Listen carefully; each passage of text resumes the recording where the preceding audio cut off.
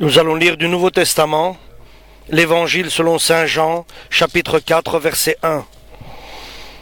Évangile de Jean, chapitre 4, verset 1. Les pharisiens entendirent raconter que Jésus faisait et baptisait plus de disciples que Jean. En réalité, Jésus lui-même ne baptisait personne. C'étaient ses disciples qui baptisaient. Quand Jésus apprit ce que l'on racontait, il quitta la Judée et retourna en Galilée. Pour y aller, il devait traverser la Samarie. Il arriva près d'une localité de Samarie appelée Sichar, qui est proche du champ que Jacob avait donné à son fils Joseph. Là se trouvait le puits de Jacob. Jésus, fatigué du voyage, s'assit au bord du puits. Il était environ midi. Une femme de Samarie vint pour puiser de l'eau. Et Jésus lui dit, « Donne-moi à boire. » Ses disciples étaient allés à la ville acheter de quoi manger. La femme samaritaine dit à Jésus, « Mais tu es juif, comment oses-tu donc me demander à boire, à moi, une Samaritaine ?» En effet, les Juifs n'ont pas de relation avec les Samaritains. Jésus lui répondit, « Si tu connaissais ce que Dieu donne, et qui est celui qui te demande à boire, c'est toi qui lui aurais demandé de l'eau, et il t'aurait donné de l'eau vive. » La femme répliqua, « Maître, tu n'as pas de seau, et puis le puits est profond, comment pourrais-tu avoir cette eau vive ?» Notre ancêtre Jacob nous a donné ce puits, il a bu lui-même de son eau, ses fils et ses troupeaux en ont bu aussi. Penses-tu être plus grand que Jacob ? Jésus lui répondit, « Quiconque boit de cette eau aura de nouveau soif, mais celui qui boira de l'eau que je lui donnerai n'aura plus jamais soif. L'eau que je lui donnerai deviendra en lui une source d'eau d'où jaillira la vie éternelle. » La femme lui dit, « Maître, donne-moi cette eau pour que je n'aie plus soif et que je ne vienne plus ici pour puiser de l'eau. » Jésus lui dit, « Va chercher ton mari et reviens ici. » La femme lui répondit, « Je n'ai pas de mari. » Et Jésus lui déclara, « Tu as raison d'affirmer que tu n'as pas de mari, car tu as eu 5 maris, et l'homme avec lequel tu vis maintenant n'est pas ton mari. Tu as dit la vérité. » Alors la femme s'exclama, « Maître, je vois que tu es un prophète. Nos ancêtres samaritains ont adoré Dieu sur cette montagne, mais vous, les Juifs, vous dites que l'endroit où l'on doit adorer Dieu est à Jérusalem. » Jésus lui répondit, « Crois-moi, le moment vient où vous n'adorerez le Père ni sur cette montagne, ni à Jérusalem. Vous, les Samaritains, vous adorez Dieu sans le connaître. Nous, les Juifs, nous l'adorons et le connaissons, car le salut vient des Juifs. Mais le moment vient, et il est même déjà là, où les vrais adorateurs adoreront le Père en étant guidés par son Saint-Esprit et selon sa vérité, car tels sont les adorateurs que le Père veut. Dieu est esprit, et ceux qui l'adorent doivent l'adorer en étant guidés par son esprit et selon sa vérité. La femme lui dit, « Je sais que le Messie, c'est-à-dire le Christ, va venir. Quand il viendra, il nous expliquera tout. » Jésus lui répondit, « Je le suis, moi qui te parle. » À ce moment, les disciples de Jésus revinrent et ils furent étonnés de le voir parler avec une femme. Mais aucun d'eux n'osa lui demander, « Que lui veux-tu » ou « Pourquoi parles-tu avec elle ?» Alors la femme laissa là sa cruche d'eau et retourna à la ville, où elle dit aux gens, « Venez voir un homme qui m'a dit tout ce que j'ai fait. Serait-il peut-être le Messie ?» Ils sortirent donc de la ville et vinrent trouver Jésus. Pendant ce temps, les disciples priaient Jésus de manger. « Maître, mange quelque chose, disait-il. » Mais il leur répondit, « J'ai à manger une nourriture que vous ne connaissez pas. » Les disciples se demandèrent alors les uns aux autres, « Quelqu'un lui aurait-il apporté à manger ?» Jésus leur dit, « Ma nourriture, c'est d'obéir à la volonté de celui qui m'a envoyé et d'achever le travail qu'il m'a confié. Vous dites, vous, encore 4 mois, et ce sera la moisson. Mais moi je vous dis, regardez bien les champs, les grains sont mûrs et prêts pour la moisson. Celui qui moissonne reçoit déjà son salaire, et il rassemble le grain pour la vie éternelle. Ainsi celui qui sème et celui qui moissonne se réjouissent ensemble, car il est vrai le proverbe qui dit « Un homme sème et un autre moissonne ». Je vous ai envoyé moissonner dans un champ où vous n'avez pas travaillé. D'autres y ont travaillé et vous profitez de leur travail. Amen. Une ville en Samarie, la ville de Sichar. Il y a là une femme dont Jésus attend.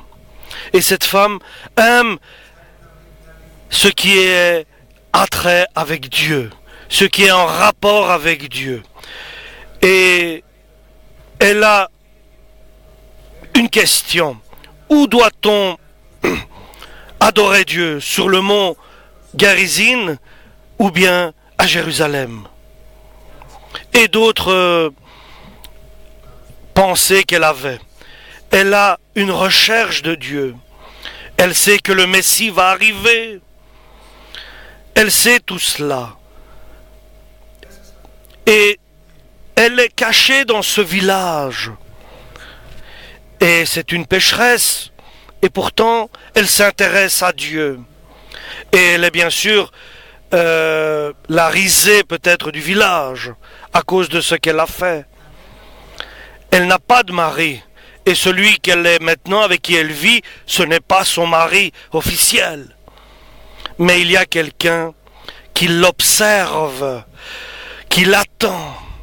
Et celui qui l'attend, c'est quelqu'un qui l'aime. C'est quelqu'un qui s'intéresse énormément à elle.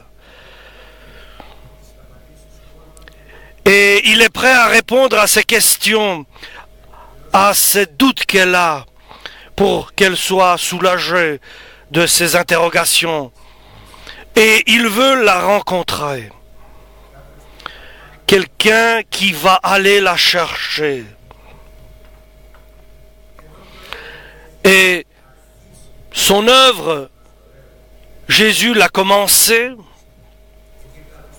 là en Judée. Ses disciples baptisaient le peuple et il décide de retourner en Galilée. Il y avait deux chemins. Un chemin prêt par les Samaritains. Les Juifs essayaient d'éviter ce passage par la Samarie, et un autre qui était plus loin, mais qui faisait le détour de la Samarie. Mais Jésus choisit le chemin de la Samarie pour rencontrer pas les Samaritains, mais cette femme qui cherche Dieu, celle qui aime Dieu au fond d'elle-même. Et imaginez, un amour qui ne s'est pas encore révélé, exprimé. Et Jésus l'aime, il la connaît. Et il sait qu'elle cherche. Il sait qu'elle cherche l'amour de Dieu. Et c'était l'hiver. Et il ne pouvait pas l'approcher. Ce n'était pas le temps propice, mais le temps est maintenant. L'heure est maintenant. L'hiver est passé. Et il va aller la trouver, la chercher pour qu'elle vienne à lui, vers lui. Et il sait que cette femme cherche Dieu. Notre message est aujourd'hui: Dieu cherche à nous trouver, car il voit en nous que nous aimons Dieu. Il veut se révéler à nous. Il veut nous montrer qui il est.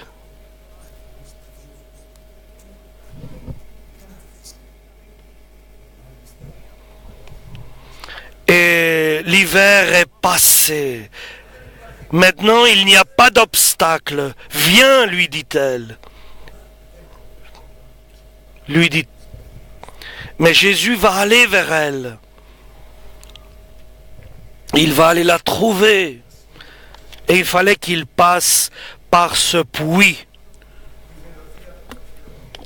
qui avait été donné par Dieu à Jacob, de Jacob à Joseph, et surtout pour la Samaritaine qui était là et qui venait puiser de l'eau. Et Dieu, tout ce qu'il a fait dans l'Ancien Testament, il avait donné ce puits de Jacob à Joseph. Tout cela, et cela a été transmis pour arriver à cette femme que Dieu connaît avant la fondation du monde et qu'il cherche à trouver. Alléluia, gloire à Dieu. Et il est arrivé là, à midi, et là où elle devait arriver.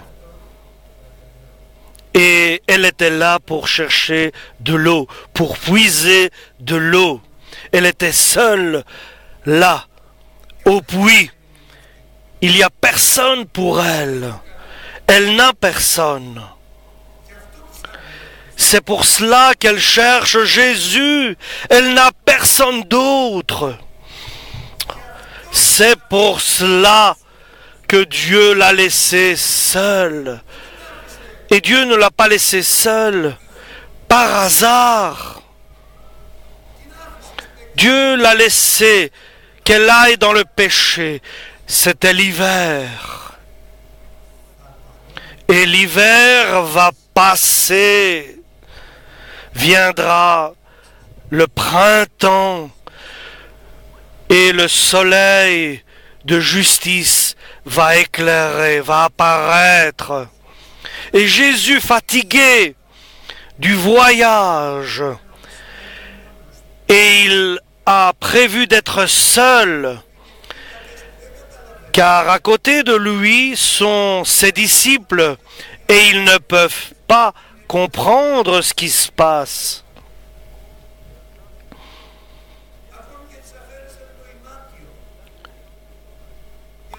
Et l'homme devient un gardien. Et il ne voulait pas que ses disciples soient à côté de lui, car ils sont des hommes, et ils peuvent blesser, et ils peuvent attrister, et ils peuvent faire le mal. Mais celui que Jésus aime, il veut qu'il soit seul avec elle pour lui parler, sans que les disciples soient là, qui pourraient la blesser, car elle est samaritaine. Et la rencontre se réalise. Elle était programmée avant la fondation du monde. C'était prévu, une rencontre prévue entre la Samaritaine et Jésus-Christ. Elle cherche Dieu. Elle cherche le Messie. Et chacun qui cherche Dieu et qui aime Dieu et qui aime Jésus, le Messie, même s'il ne le connaît pas, il est unique pour Dieu. Il faut qu'il soit trouvé. C'est un instant unique pour Dieu. Dieu doit trouver cette personne. Et il veut un endroit solitaire, qu'il soit seul, en particulier, lui et elle en particulier. Il est le pasteur et elle est à la bien-aimée du pasteur. C'est la Samaritaine et Jésus-Christ, seul, alléluia, loin des gardes qui sont les disciples, comme nous avons lu dans l'Ancien Testament. Seulement celle qui le cherche et lui qui aime cette femme. Alléluia! Il est bon. Dieu est bon, chers frères et sœurs. Oui, il est merveilleux, notre Dieu. Jésus-Christ, notre Seigneur, Tout-Puissant. Alléluia! Et maintenant, commence la révélation de la rencontre. Une femme samaritaine vient pour puiser de l'eau au puits. Et Jésus lui demande. Il se rabaisse devant elle. Par contre, les gardes s'élèvent devant, car ils ont la connaissance de la vérité, mais qui n'est pas unie avec l'amour. Mais Jésus, il est la vérité, il est l'amour. Alléluia. Il se rabaisse et il dit, j'ai soif. Peux-tu me donner de l'eau? Et cela étonne la Samaritaine. Comment toi qui es juif, demandes-tu de l'eau à moi, qui est samaritaine, une femme que je suis en plus? Moi, qui pour vous sommes moins que rien, nous sommes des nations pour vous, nous ne sommes pas des vrais juifs, nous sommes méprisés par les juifs, et tu me demandes à moi de l'eau? Et la Samaritaine connaissait bien ce que pensaient les juifs des Samaritains. Et tu me demandes à moi de l'eau? Toi qui es juif, il y a quelque chose que je ne comprends pas. Elle est étonnée, elle est stupéfaite. Et elle est étonnée de sa manière de demander, sans hésiter. Et lui n'a pas de relation, il est différent des autres juifs. C'est un juif qui a de l'amour, il est le Messie. Voilà un juif qui est rempli d'amour. Et son amour détruit les obstacles. Alléluia. Une chose.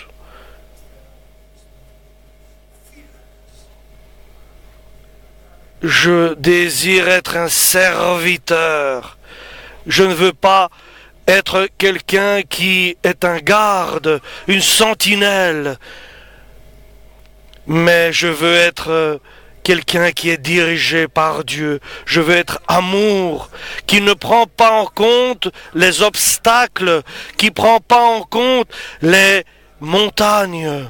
Et ce qu'il prend en compte, c'est l'amour de Dieu. Ce qui compte pour lui, c'est le service à Jésus. C'est l'approche aux hommes.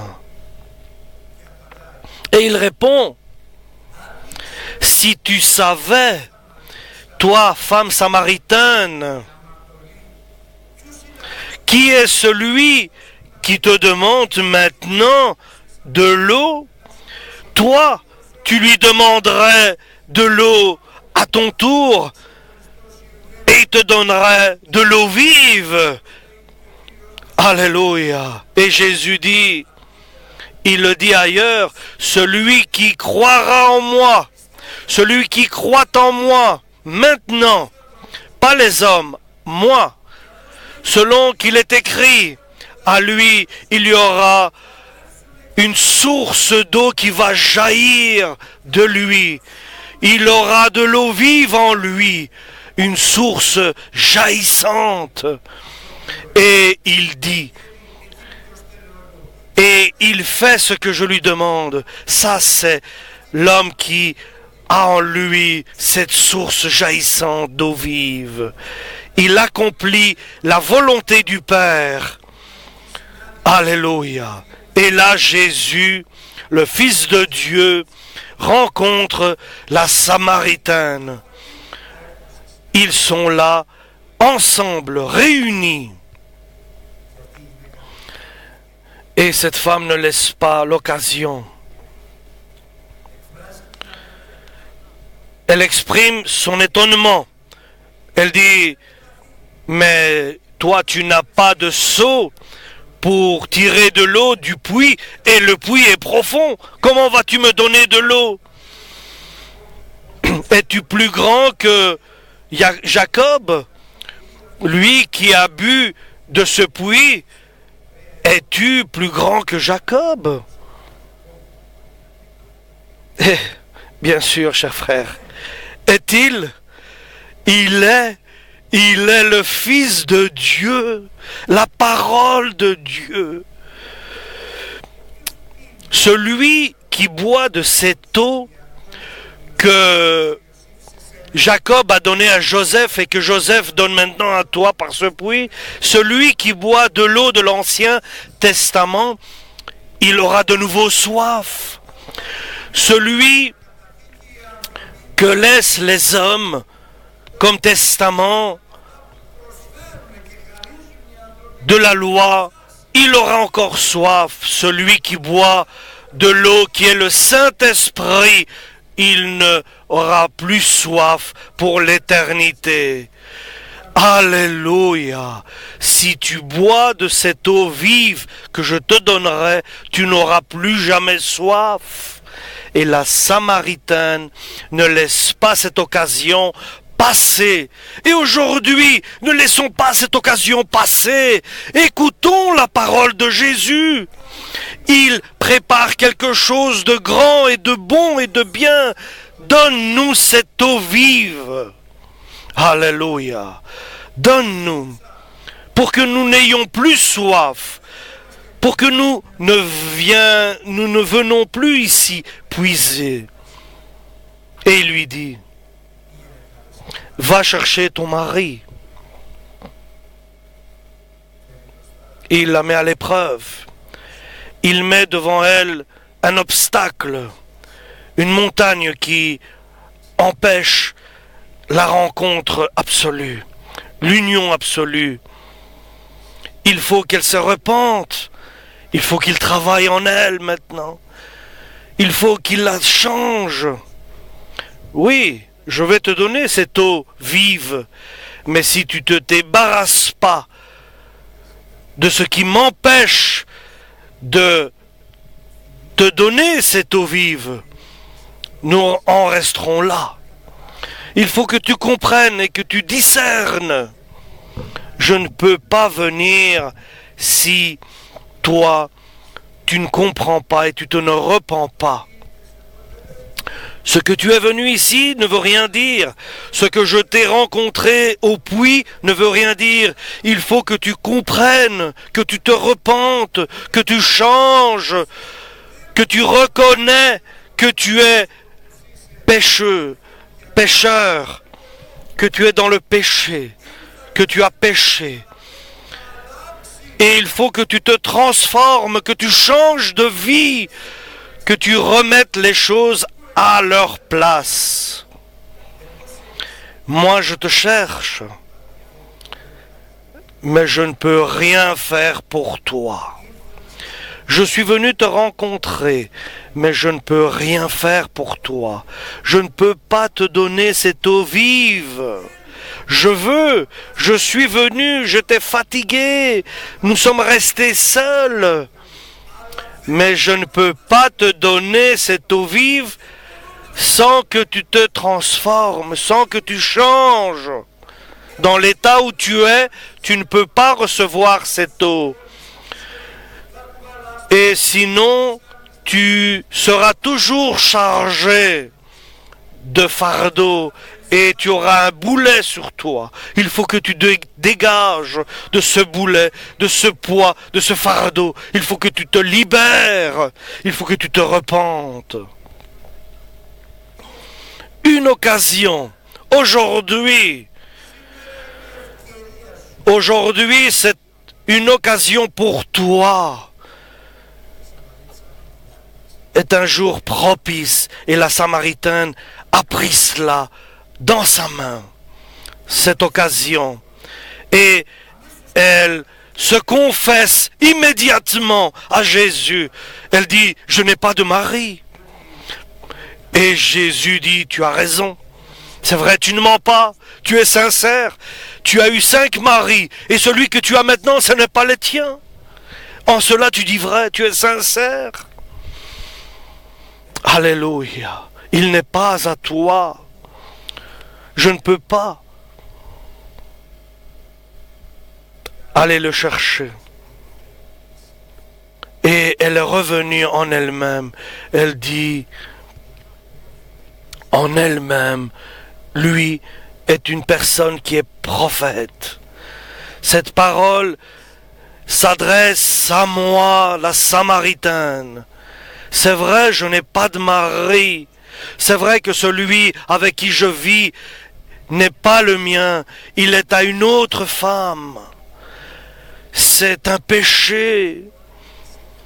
Maintenant, elle doit se rabaisser, reconnaître ses torts, parce qu'elle veut l'eau vive. Elle veut arrêter de venir là toute seule, qu'elle n'ait personne dans la ville, qu'elle soit la honte de cette ville par ses actes, parce qu'elle ne peut pas comprendre.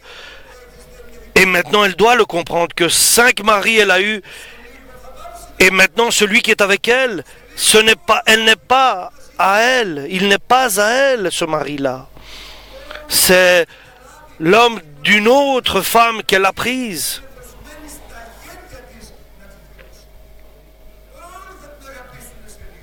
Et maintenant, il faut qu'elle montre son choix. Elle est seule. Elle doit montrer qu'elle renonce au péché. Toute sa vie est dans la ville de Sichar, dans l'église, une vie perdue par ses actes. C'est une drachme perdue, une pièce de valeur qui est perdue. Elle est seule. Personne n'est avec elle. Et elle croit que c'est les autres qui sont la faute de sa situation. C'est elle-même qui est la cause de sa situation. Il faut que nous comprenions que chacun, nous sommes responsables de nos actes et de ce qui nous arrive. C'est comme Ève ou Adam qui, a dit, c'est moi qui est responsable et non Ève qui m'a proposé du fruit de l'arbre de la connaissance du bien et du mal. Ne rejetons pas à l'autre la responsabilité de nos actes, de notre situation. Et là, la femme lui dit, si tu es prophète, elle veut répondre à ces questions qu'elle a. Elle lui dit, vous, les Juifs, vous dites que là où il faut adorer Dieu, c'est Jérusalem. Nous disons que c'est ici, le mont Garizim. Où est-ce vraiment la vérité? Quelle est la vérité, toi qui es prophète? Elle veut en être claire, elle veut clarifier les choses. Elle ne veut pas avoir deux pensées, être dans l'hésitation et avoir un dilemme. Où est l'endroit où il faut adorer Dieu? À Jérusalem ou bien ici, au mont Garizim, en Samarie? Parce que chacun avait ses opinions. Et Jésus dit, dans peu de temps, l'heure arrive où elle est déjà là.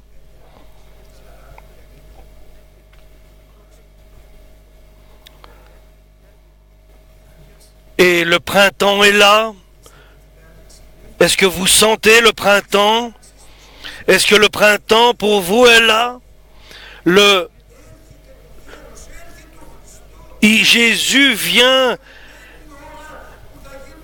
L'été est proche. L'été est là. L'union avec Jésus-Christ va s'accomplir. L'hiver est passé. Nous sommes au printemps et l'été est proche. Alléluia. Et nous devons l'adorer en esprit et en vérité, dit Jésus-Christ, car c'est des adorateurs pareils que veut le Père Dieu. Il faut que nous soyons des adorateurs de Dieu en esprit et en vérité. Nous devons l'adorer. Alléluia. Et ce sera ni à Jérusalem, ni sur le mont Garizim. Elle dit, oui, je sais que le Messie viendra et il nous dira toutes ces choses. Oui, elle sait que le Messie est proche et qu'il arrive. Jésus revient, chers frères et sœurs. Le Christ revient et il viendra nous dire tout cela, dit la Samaritaine. Et Jésus écoute. Et lui qui te parle maintenant, je suis le Messie, lui dit-elle. Toi qui écoutes ces paroles, je suis le Messie, lui dit-elle. Alléluia. La parole est devant toi. Elle est vivante. Alléluia. Car le temps est passé. Maintenant, il faut décider. Ils ont fini de parler. Jésus s'est révélé qu'il est le Messie. Elle abandonne sa cruche, son seau, elle court dans le village de Sichar et elle fait ce qu'il fallait faire. Son cœur est prêt de recevoir ce qu'elle désirait de Jésus-Christ. Alléluia. Alors, les disciples sont arrivés et lui disent, tu parles avec une Samaritaine, toi qui es juif? Tu le sais bien que on ne peut pas parler. Ils le savent bien, mais ils lui ont rien dit. Ils lui ont dit, bon, nous t'avons apporté à manger. Il dit, non, j'ai une nourriture, moi, qui m'attend. C'est de faire la volonté de mon Père et de terminer. Ça, c'est ma nourriture qui me nourrit et qui me garde vivant ici.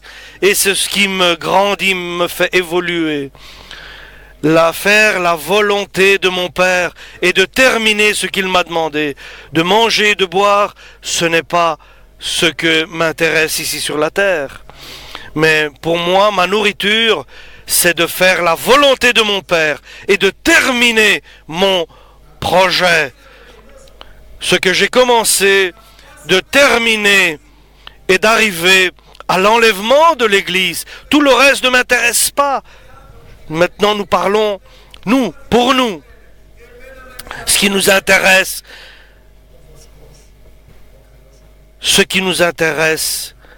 c'est de faire la volonté de mon Père et de terminer ce que j'ai comme mission à accomplir. Et nous savons que les gardes qui sont autour de Jésus lui disent, mais ils auraient pu lui dire, mais ne parle pas avec une Samaritaine. Et pourtant Jésus, vous dites que la moisson est proche et dans 4 mois la moisson va se faire. Oui, certainement. Mais ce que vous ne savez pas, c'est que celui qui moissonne reçoit un salaire. Et pour recevoir ce salaire, celui qui moissonne reçoit un salaire, une rétribution, car il récolte du fruit. Il ramasse une récolte. Il rassemble une récolte.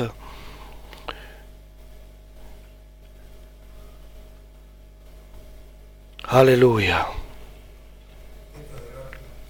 Et la question de Jésus, es-tu celui qui moissonne? Es-tu un moissonneur? Es-tu celui qui va moissonner, qui va récolter, qui va Cela t'intéresse-t-il de moissonner? Ça t'intéresse de faire la volonté de Dieu ou de manger et de boire et de te reposer?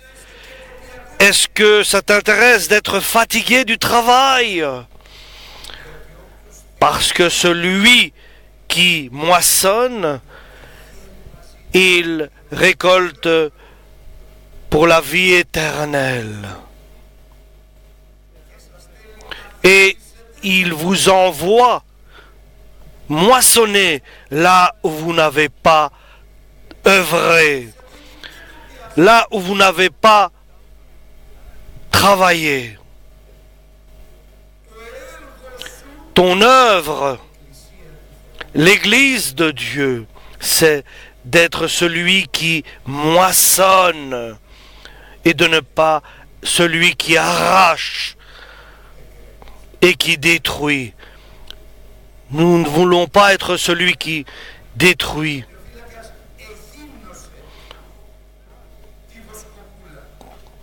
Ne soyons pas des gardes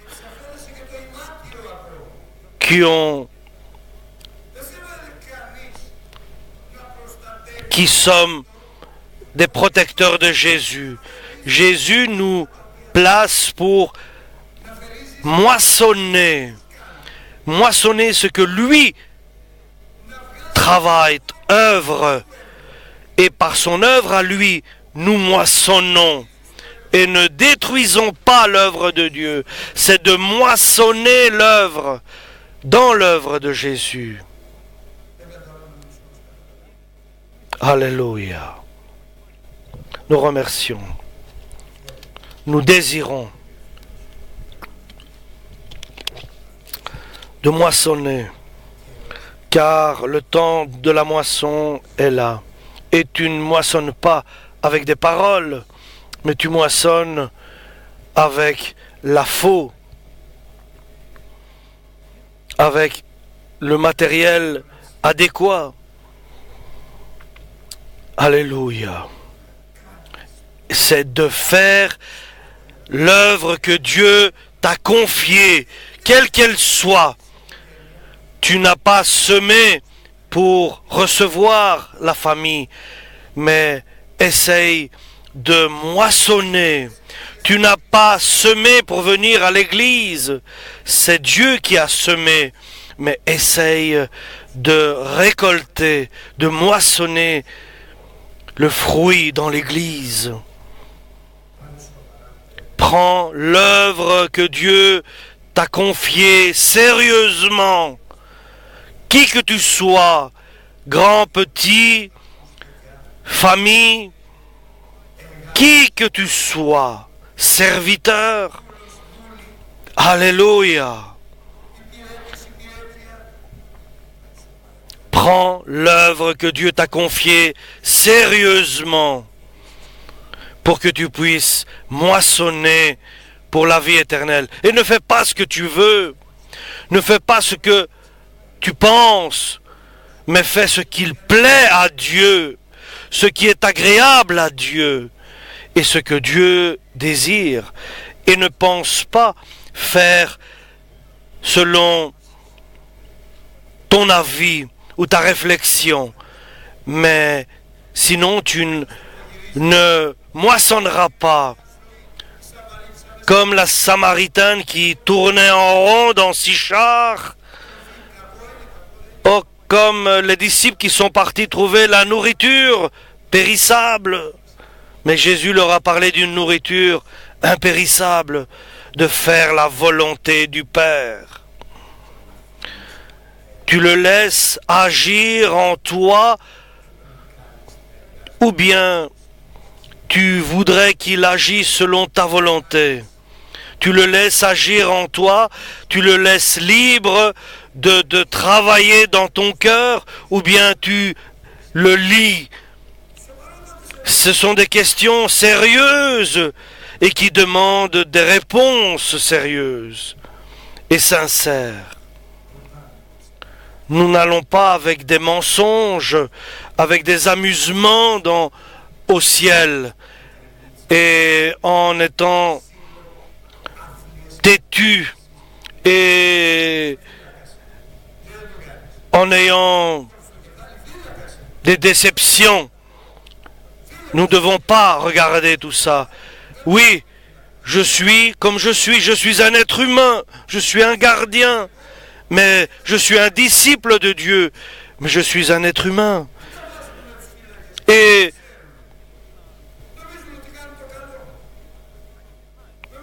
ne soyons pas contre les hommes et pardonnons les hommes, car ils ne sont pas Dieu. Ils font des erreurs, mais toi, marche avec Jésus et sois dans la moisson. Moissonne, récolte ce que Dieu donne. Fais l'œuvre que Dieu t'a confiée. Et ne te scandalise pas. Ne sois pas dans le scandale. Ils sont des hommes. Nous sommes comme nous. Nous sommes des vauriens. Nous n'avons aucune valeur. Oui, nous sommes des êtres humains avec beaucoup d'erreurs et de fautes.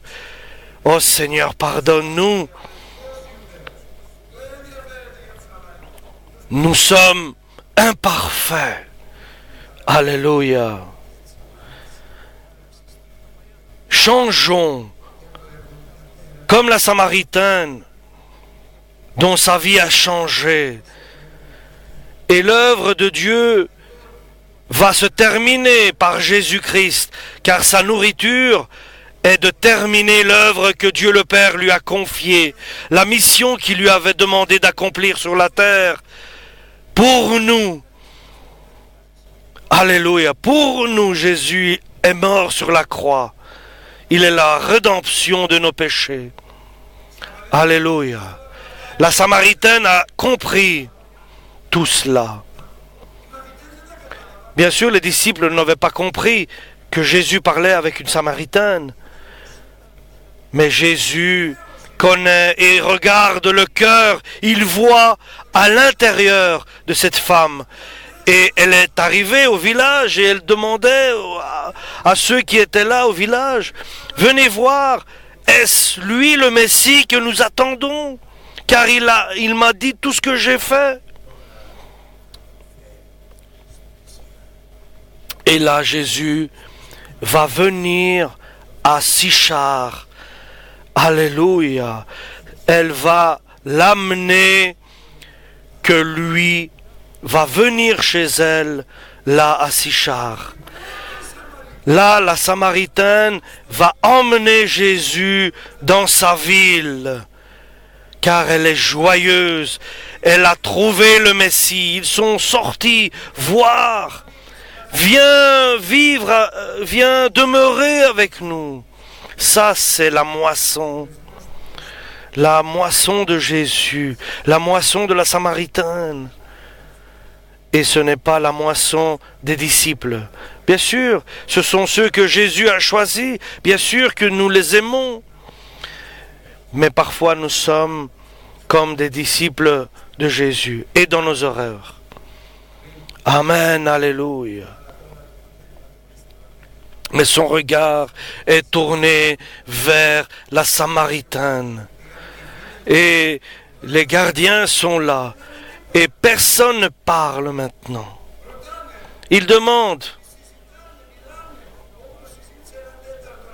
Comme Jésus a parlé un quart d'heure avec la Samaritaine, maintenant ils parlent tous aux Samaritains. Et tout le monde maintenant est certain que Jésus est le Messie. Alléluia. Nous te remercions, Jésus. Fasse que nous soyons comme la Samaritaine. Nous te remercions, Père. Alléluia. Tout Sichar. Maintenant, nous ne croyons pas qu'il est le Messie parce que tu nous as dit. Mais maintenant, nous sommes persuadés qu'il est le Messie parce que lui-même nous a parlé. Amen. Alléluia.